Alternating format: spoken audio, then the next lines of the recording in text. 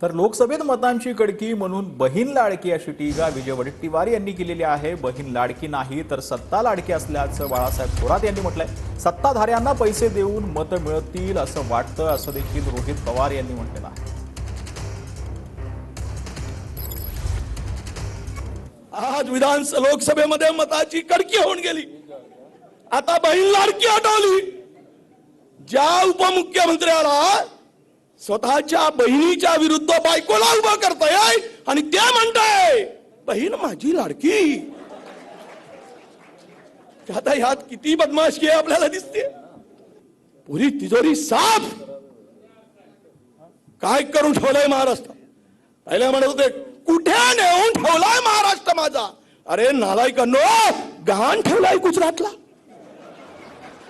लाडकी बहीण ही योजना सुरू ठेवण्यासाठी यांच्या पुढचं बटन दाबावं लागेल। याचा अर्थ असा की ती बहीण लाडकी नाही आहे, यांना सत्ता लाडकी आहे आणि त्या लाडकी सत्ता मिळवण्यासाठी चाललेली यांची केविल आणि धडपड आहे।